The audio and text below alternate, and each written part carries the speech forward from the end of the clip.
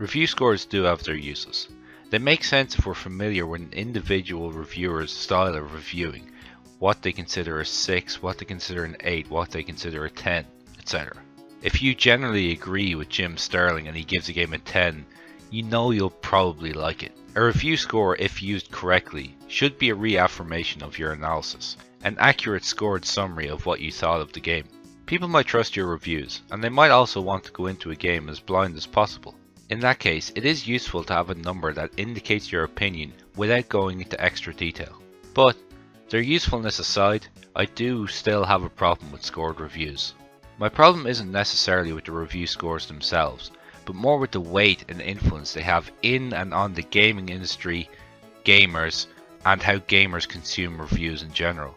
When a new game comes out, what's the first thing we all do? We check the review scores. These early impressions can make or break a game's success, and I think this is a reason why many game companies are now deciding to ban reviews before their game actually comes out. I'm not defending that, by the way, that's absolute bollocks and it's completely anti-gamer. The point is though, these review scores really do have a huge effect on how the game is viewed, both by reviewers and by potential buyers. With this power should not only come responsibility, but also a degree of objectivity and, more importantly, consistency. But does it?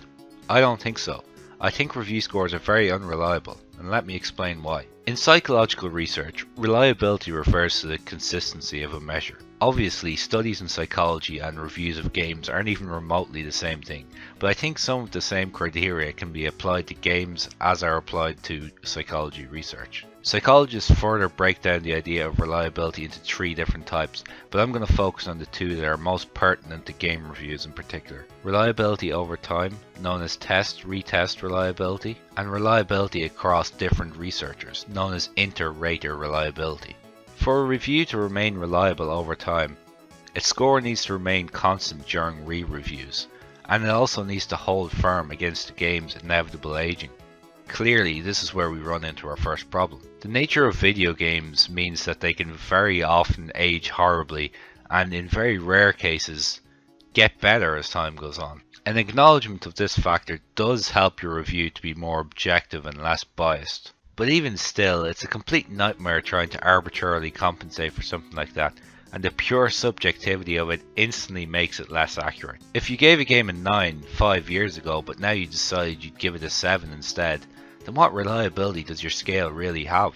If scores change so easily and so quickly, then surely that's evidence that they didn't really mean an awful lot in the first place. I'm not saying that to demean people whose opinions change, mine do too, all the time. Very recently I've changed my own review scale to make it more balanced, meaning that a number of games changed from 9s to 10s. It's extremely unlikely that this will be the last change I make either. None of us are immune to changing opinions about games, unless it's the select few that we absolutely adore and have on this completely untouchable pedestal. Even though the changeability of review scores over time makes them somewhat unreliable, it doesn't really affect their usefulness at the time of release, which is when the review is most relevant anyway.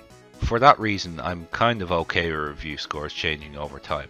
And to be honest, pretending like a game's quality and a game's score isn't qualified by their time of release would be completely disingenuous anyway.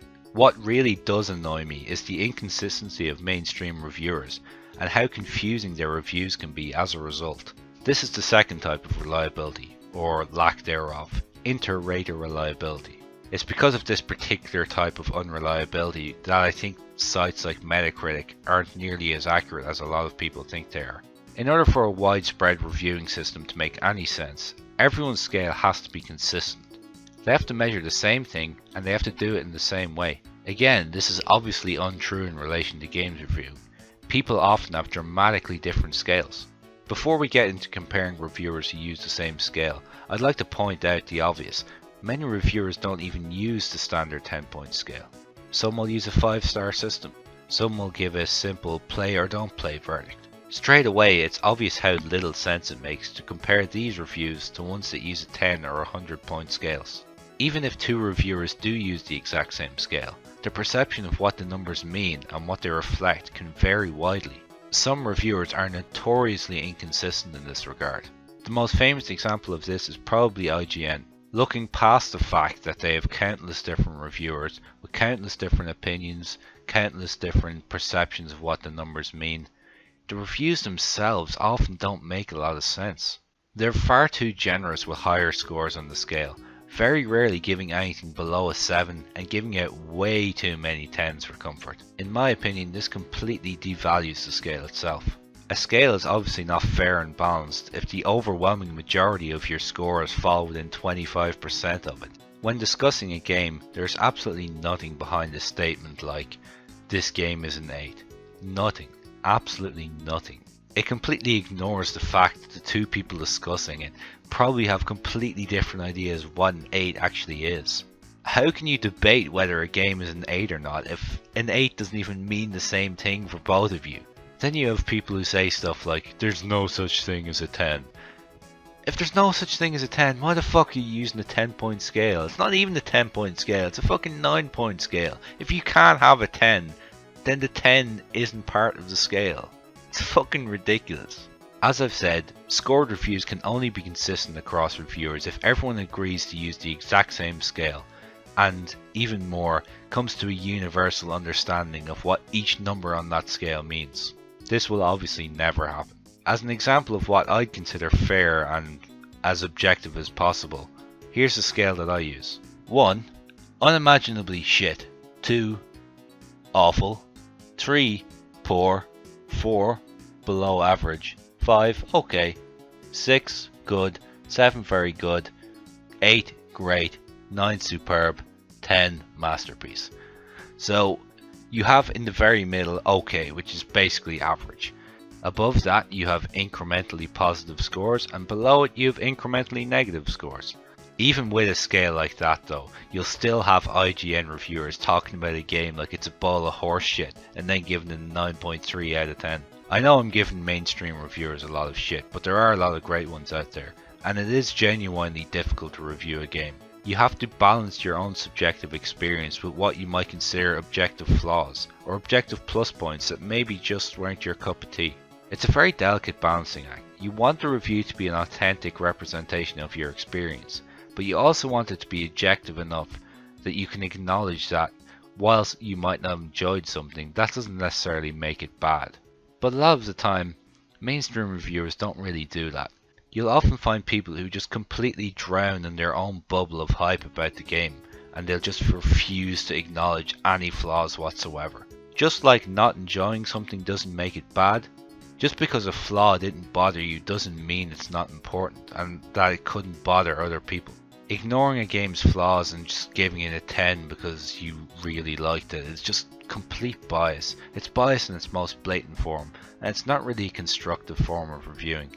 It's really hard to respect reviewers who can't step out of their hype bubble, who can't acknowledge flaws objectively. To elucidate my point, I often use the example of the first BioShock.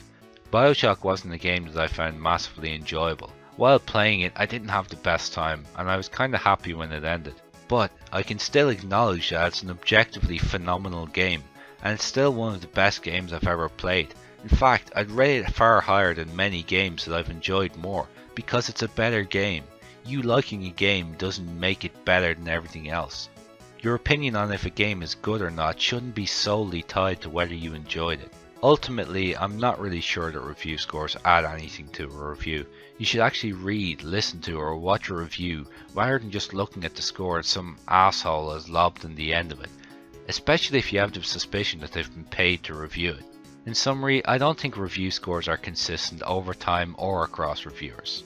However, if you know the reviewer, they can be a good time saver. They can allow you to make the decision of whether or not to buy a game without wanting to know more about it. Overall, they don't have too many uses, they're deeply flawed, and they shouldn't be regarded nearly as highly as they are. So in the spirit of IGN, I'd give them a very disappointing 9.5 out of 10. As usual, if you enjoyed the video, if you found it informative, like and remember to subscribe to see what I'm doing in the near future. Thanks for watching, and go play some games.